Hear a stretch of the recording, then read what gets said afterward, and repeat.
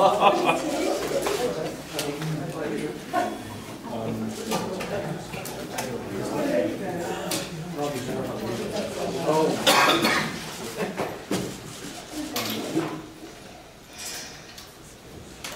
afternoon, everyone. Thank you all for coming. Bonjour tout le monde. Merci beaucoup d'être ici. Je suis chef adjointe Adrienne Carr du Parti Vert du Canada. I'm the deputy leader of the Green Party of Canada and candidate for MP for Vancouver Centre. I would like to begin this media conference by reading some comments from Canadians who believe that the Green Party has a place in the debates. Andrew Coyne, a respected journalist, national editor of Maclean's magazine, said on Twitter last night, "It's bad enough that the Greens got nearly 1 million voters last election, yet got no seats. It's insane that they can't get on TV. This is utterly outrageous, outrageous decision, outrageous process. The Greens are not some fringe group." Eliel Wang, Associate Professor of Journalism and former Parliamentary Bureau Chief for CBC TV News, said, "May represents what is clearly a legitimate fifth party in Canada. She garnered 6% of the vote. She was in the debates last time. It is a common sense proposition that anyone who received 1 million votes has a right to be heard. It is not hard to justify her presence over the other small parties. To exclude her is to invite yet another examination of why we as a society delegate to television networks the right to decide issues like this." Judy Rebeck, Sam Glidden Chair in Social Justice and Democracy at Ryerson University, says it is beyond belief that a broadcast consortium that no one has appointed has decided to exclude Elizabeth May from the leaders' debate. That a handful of TV executives can wipe out the clear voting preference of almost 1 million Canadians and exclude the only woman leader from the debates is an egregious example of how our democracy is dying of 1,000 blows. It is time for the people of this country to stand up and let the media and politicians know that an election is a time for people's voices to be heard, and Elizabeth May speaks for a lot of people in this country. Today, an editorial in the Vancouver Sun stated, "The decision by the Broadcast Consortium to exclude Elizabeth May from the 2011 leaders' debates is mystifying.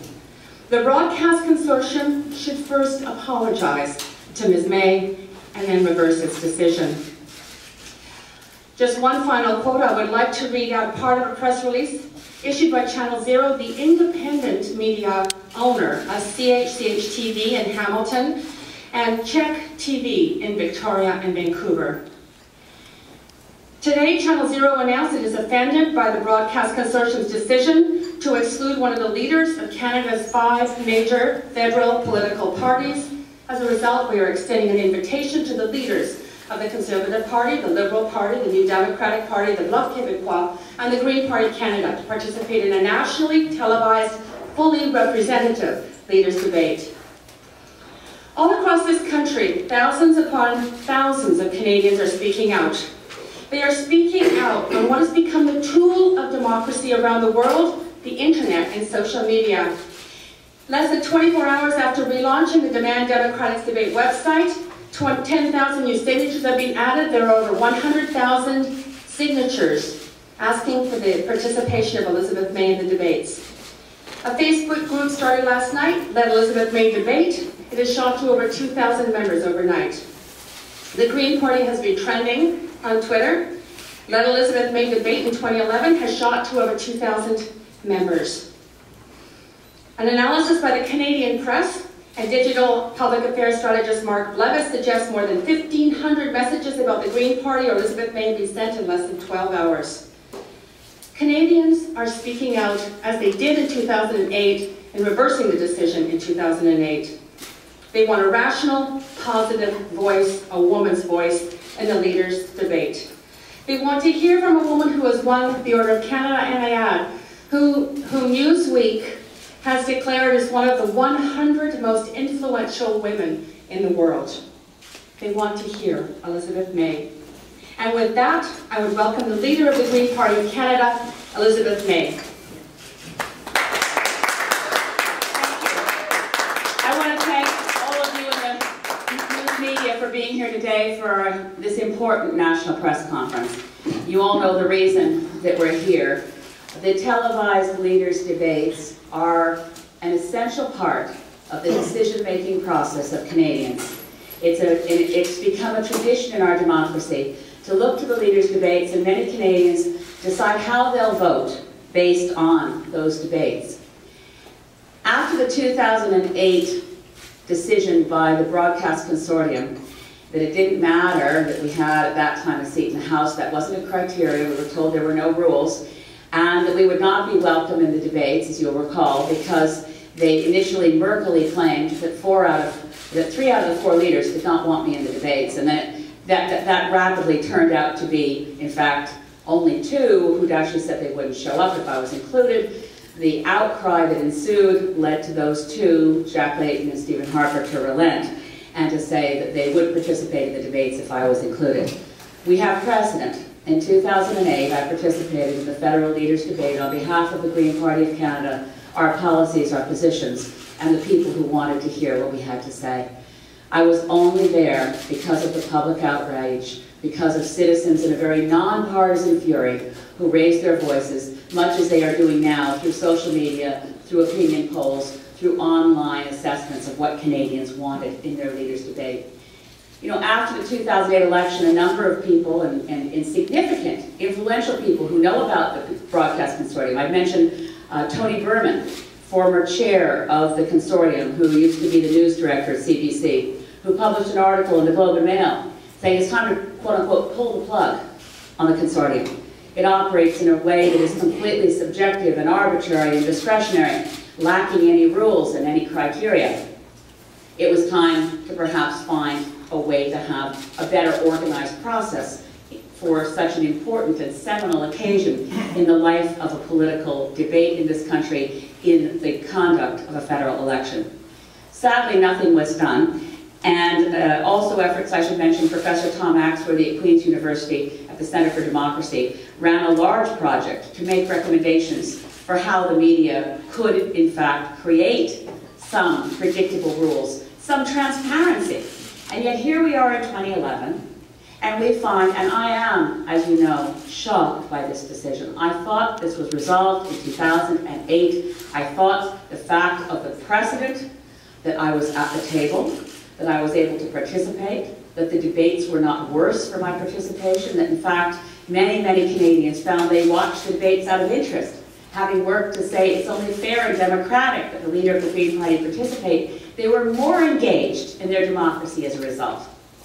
And now here we are again with a closed-door decision by a group in the corporate boardroom who have decided, and this is the only explanation we have, it's mysterious on its face. It's a programming decision, we're told. They have confirmed there are no rules. They have confirmed there are still no criteria. However, they've decided as a programming decision that the Greens should not be at the table. This is, as you've heard from Adrian, resulted in a storm of protests from people who are knowledgeable about public affairs, the role of the media.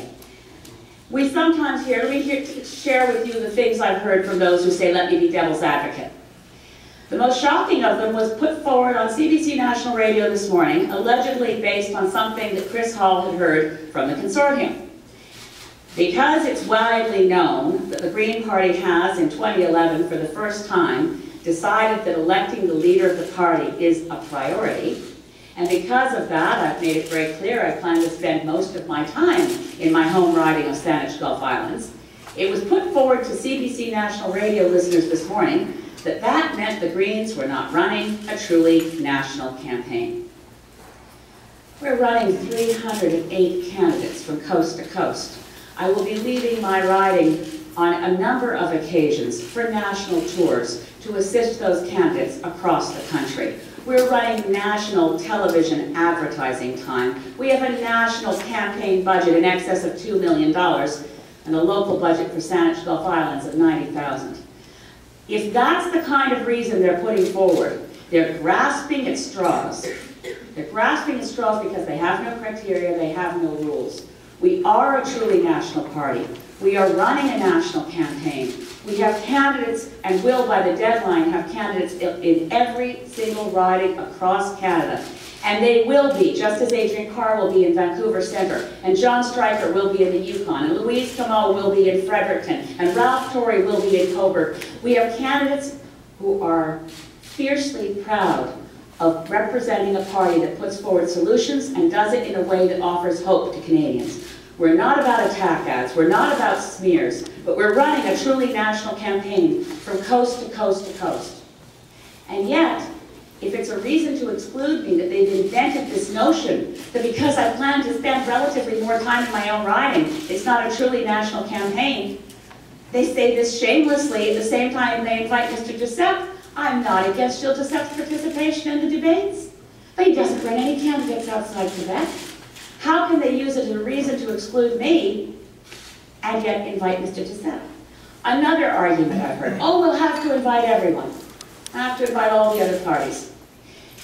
If you add up the total number of votes for all other parties on the ballot in 2008, you come to less than 1% of the popular vote. We had just under 7% of the popular vote. I think there's a big difference. We know what it means to be a truly national party. And he received nearly 1 million votes when the Bloc got 1.3 million votes. And the fact that we didn't gain seats has much more to say about our voting system than it has to say about the fact that the Green Party is speaking to the values of not just thousands of Canadians, but to almost 1 million Canadians. We speak to the values of hundreds of thousands of Canadians. And it is anti-democratic in the extreme to have this non-transparent, secretive process behind closed doors. Essentially what's at stake here is not the fortunes of the Green Party. What's at stake here is whether Canada has a full, healthy, modern democracy.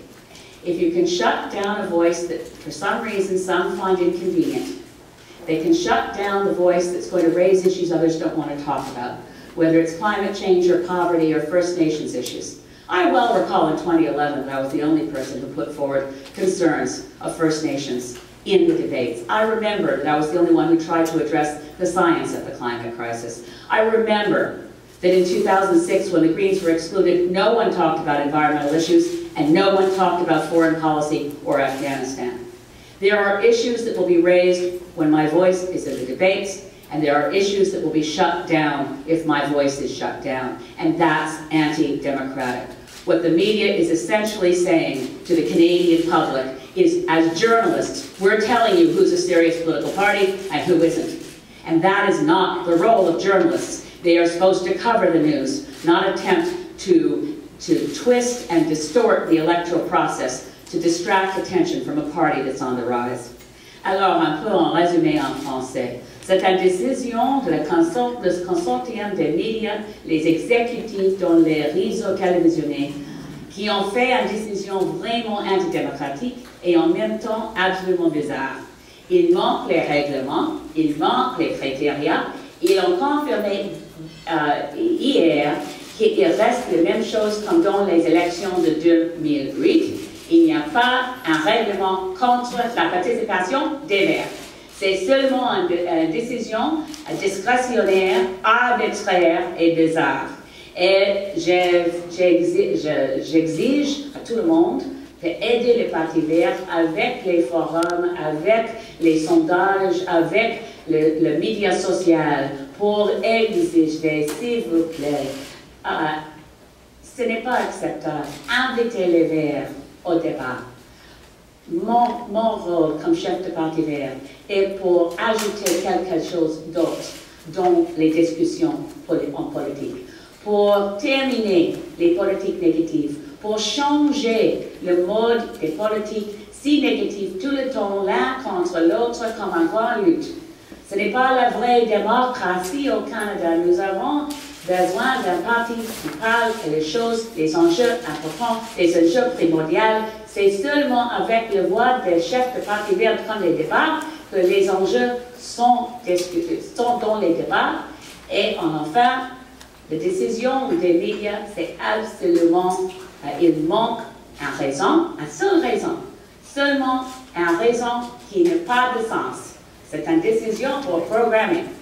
Qu'est-ce que c'est le sens de ça? Je ne comprends pas, Et maintenant, je suis prête pour les questions en vrai en français. I'd like to ask for any questions that you may have about the decisions and what we plan to do to overturn them. What do you plan to do to overturn them?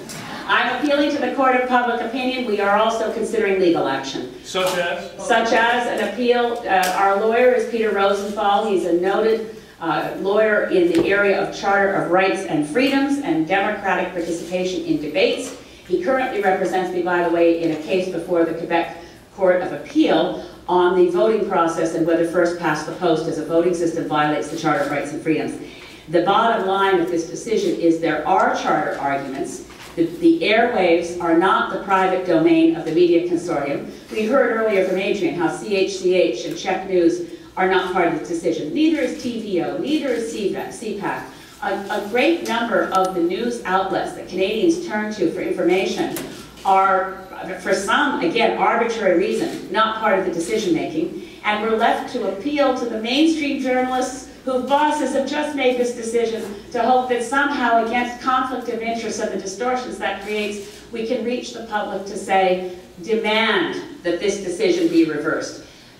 If we don't see a reversal from the media consortium, we will be forced to go to court. What impact do you think? What's the point of the court case when the court has to deal with it after May 2nd? Well, that's just it. We need to get to court before, not just May 2nd. We have not been told the date of the leaders' debates, by the way. Since we're not invited, we're not told the dates. It's absolutely bizarre. But we obviously, that's why the Court of Public Opinion makes more sense. It can work faster. 100,000 Canadians have signed the petition to demand democratic debates. We're seeing a groundswell from Canadians. But if we have to, if we can get to court on an emergency basis to get a ruling before the debates take place, which we don't know if it's next week or 2 weeks from now. That's why we're in a very tight spot in defending democracy in this country. How much of a distraction is this for you in campaigning, or do you think it might actually help build some support? I would far rather have had the invitation that went to all party leaders also go to the Green Party so that we could be planning. Right now it's very difficult for my campaign to plan anything. This hurts my campaign locally because I can't commit to any local events until I'm quite sure I'm available for the national leaders debates. Being deprived the information of even the date of the debates is a hindrance to a national party leader who is also campaigning locally. This is not just a distraction, it verges on sabotage by national media elites who've decided that the Greens don't matter, and the Canadian public won't tolerate this. What impact do you think that the debate had last time on Green fortunes? You did participate in the debate, you still didn't win a seat. Well, we had not made it a priority for me to win a seat in the election campaign. I think what it did, and again, my appeal today that the Greens belong in the debates is not grounded, and I know it's going to be hard to believe, it's not grounded in self-interest. My last book was all about Canadian democracy, and our Canadian democracy is at risk. Dearly beloved and lately departed Jim Travers, with whom I had the pleasure of working for quite a number of years. He said once when we were on an interview together with Michael Enright, he said, you can look at Ottawa, the buildings are all still there, but it's something of a democracy theme park. Democracy is at risk in this country, and this kind of decision, what impact did it have? We were in 2008 at a time of unbelievable downturns in voter participation. 41% of Canadians didn't vote in 2008, and yet the Green Party, which is a party that only benefits from high voter turnout, was able to increase our vote. We are the only party in 2008 that received more votes than we had in 2006.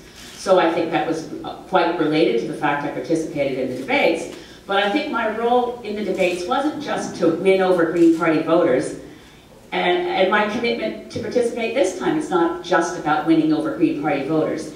It's to engage Canadians. It's to say to young people, before you turn off from politics altogether forever, please pay attention, it's your future that's at stake. And to say to people my age and older who are now saying to me, every time they turn on the TV set and hear one of those men calling another one of those men a liar, they just want to not vote. They're sick of it.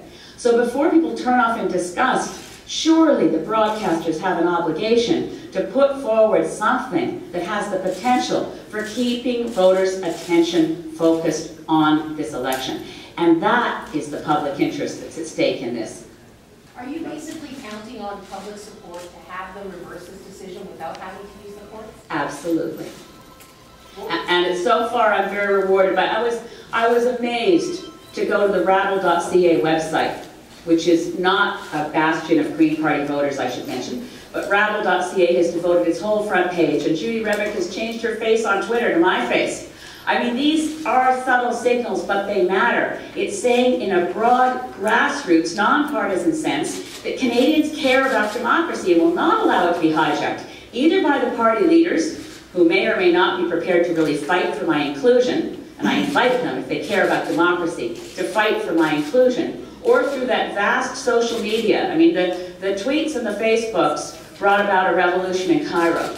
The tweets and the Facebooks can cause a revolution in Canada that at least allows, in a modern democracy, for a political party that runs candidates in every single riding, that achieved nearly 1 million votes, that is polling at about 1 in 10 Canadians. This is an outrage, and Canadians know it. Whether you're going to vote Green or not, Canadians from coast to coast see this as outrageous. And I'm hoping the media consortium will rethink this and reverse their decision soon.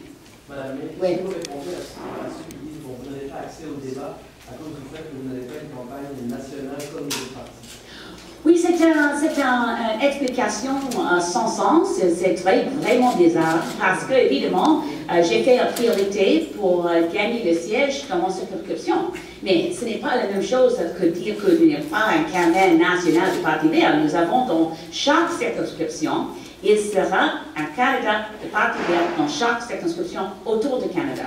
Ça, c'est une campagne nationale. En même temps, nous avons un budget pour la campagne nationale de plus de 2 millions de dollars. Mais maintenant, dans mon circonscription, moi-même, c'est évidemment pas loi, c'est plus petit.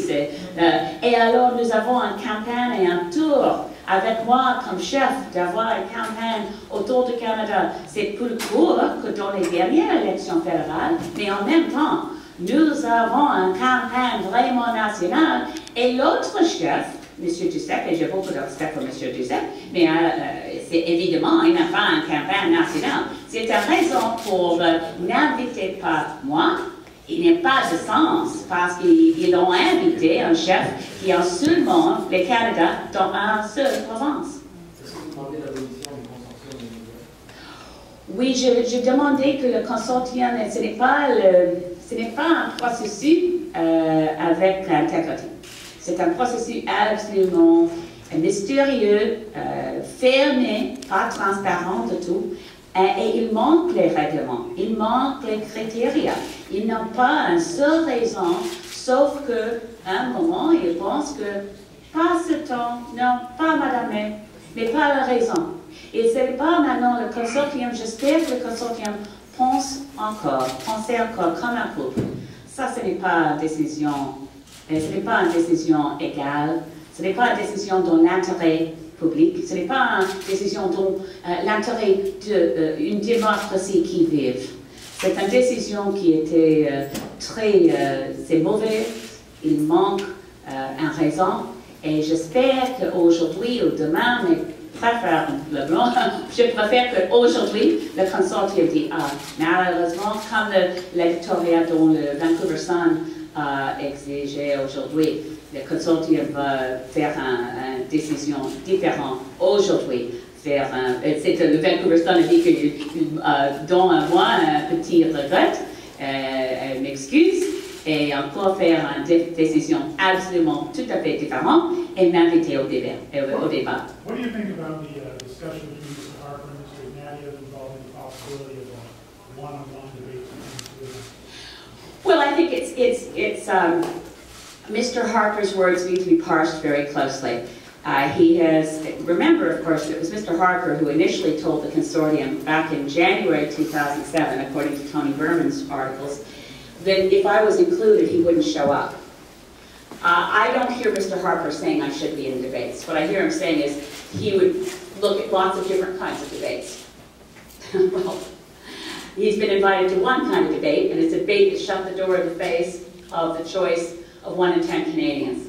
And if Mr. Harper was interested in a full, fair, democratic debate, His words would ring much closer to those that I'm pleased to hear from Jack Layton and from Michael Ignatieff, that I should be there. I think it's a distraction that Mr. Harper has created because his approach to this election has been fear-mongering, personal attacks, and essentially the notion that this is a pugilistic contest between an elite few. He'd like to draw that elite few down to 2 instead of 5. And one other question, this is your second time running to seek a seat as a national leader as far as I know. I mean, are you, what's at stake to you here if you don't win in the Senate profile into your own future? Well, I should say that I ran a by-election almost the minute I've been elected leader. So my view is that the leader of the Green Party of Canada will be only taken seriously as a federal political party leader if I take the same steps that other leaders have taken historically. So at my first opportunity, I attempted to win a seat in London North Centre, stunning most observers, including a lot of Green Party insiders, by winning 26% of the vote, coming in second in a place where I had never lived but hurried there at the time of by-election. In 2008, I came in second with 32% of the vote. To be quite honest, I'm tired of coming in second. It's critical that Greens have a voice in the House of Commons. On the advice of Gilles Ducep's very funny, and once he said to me, you should never answer a hypothetical question. Next time someone asks you a hypothetical question, you should say what I say, which is if my grandmother had wheels, she'd be a tractor. And I said, okay, Gilles, I'll then say to everyone, if Gilles Ducep's grandmother had wheels, she'd be a tractor. So that's my answer. What difference did it make for you in the last debate in 2008? I mean, you had a high profile at that point, you had high profile after the debate, but it didn't result in any We hit a new historical record in Canada, and it's not one I intend to hang on to. In 2008, we became the only party in the history of Canada to get nearly 1 million votes without electing an MP. And that's because we don't have the benefit of appealing to divisions. We don't have the benefit of appealing to regional suspicion. We are a party that's truly national, and we appeal to unity. We appeal to what we have more in common than in the difference. Whether you're a Quebecer or a Nova Scotian, or British Columbia, or an Albertan, at our fundamental essence of who we are as a people, we share much more in common than in the difference. So as a truly national party, it's true, there are tougher hurdles for winning those first few seats. I could be running in this election on a Vancouver Island nationalistic platform in which I only campaigned on better ferry service, and we became a party of a few people on Vancouver Island. I think it might work, but we wouldn't deserve a place in the electoral system. We wouldn't deserve a place at the table in the debates nearly as much as we do now, where we are a true federal party with candidates running in every single riding. And I think that the issues that I'll bring to the table need to be heard and need to be discussed. What it meant for us last time, frankly, was for many Canadians, it was the first time that they actually realized the Green Party wasn't a one-issue party. For many Canadians, it was the first time that they realized that there was a political party on the scene with a leader who actually knew quite a lot about a wide range of subjects and was prepared to listen to questions from voters and answer them as honestly and as fully as I could. That's what I intend to do in the next leaders' debates, and I think the media consortium really needs to consider what is their role in the public interest. It's a heavy burden of responsibility they have. As I said, I've talked to a number of people who've chaired that consortium. I know that that burden doesn't weigh on their shoulders as something they entirely enjoy. It's an awkward position in which they find themselves. But the bottom line question should be, what's in the public interest here? And can you, as a group of network executives, live with yourself when you have interfered in the electoral process by actually telling Canadians that one party doesn't count when it has the support of 10% of Canadians? It's unconscionable, it's anti-democratic, and it is completely not the role of our national media to make that kind of decision. That's why we need to reform the process of leaders' debates. We need clear rules. We need a process that makes sense. We won't get it by the 2011 election, but they have to change their minds and allow me into debates, or they will have so discredited the process that people won't pay attention to the leaders' debates, and that will hurt our democratic process. But in 2008, you did have an MP in the House of Commons who didn't win who did run for the Green Party. Did that be the reason why? Well, they haven't offered, since they don't have any rules, and since in 2008 they said that wasn't a reason for us to be in the debates. Bear in mind, in 2008, they made a point of saying there are no rules, and they're very concerned. What if one independent were to split from another party and declare themselves a national political party. They've said very clearly they wouldn't want that person in the debates if they were one MP without support, without a national base. So they've made it very clear to the Greens in the past that there's no rule that requires you have an MP. Therefore, that can't be the basis of this decision. The real basis of this decision remains locked behind the closed doors in which the consortium met. And I've been hearing from other national media members that they believe that the other parties must all have agreed to this in advance. That's an interesting question that should be put to the other party leaders. I can't speculate on that. The reality is, in a system that's this arbitrary and this capricious and this subjective in its decision-making, how can that stand in the face of a political reality that the Greens are a national political party and that our voice must be at the table? I don't want to say deal with this grandmother into this debate, but what do you think is the reason why we have I suspect that Mr. Harper and his people have made it clear to the consortium that they don't want me in the debates. I don't know about the other leaders. I wonder if the fact that I, in my last book on democracy in Canada, spent some time dwelling on the fact that the corporate concentration of control in our national media has a negative effect on democracy. I speak freely, I speak clearly, and I speak honestly, and I may not have made any friends in the consortium by pointing out that over the years their decisions continue to lack any rules, any criteria, and that the decisions that are made are highly arbitrary. In the last election campaign, they decided that I should be excluded from the debates because of secret threats from leaders who didn't want to say it out loud. I don't have a clear idea of why they've taken this decision. I just know that every reason that's put forward is laughable. They don't hold water, and in the face of absurd, mysterious decision-making, I think the Canadian public will have something to say, and they are saying it, and they're saying it loudly. And as I said before, we're prepared to go to court, but we'd rather not have to. Elizabeth, is it possible to get more attention and bring more exposure to your platform by not being in the debate, by having it going on Twitter and Facebook and all that, rather than being part of the debate?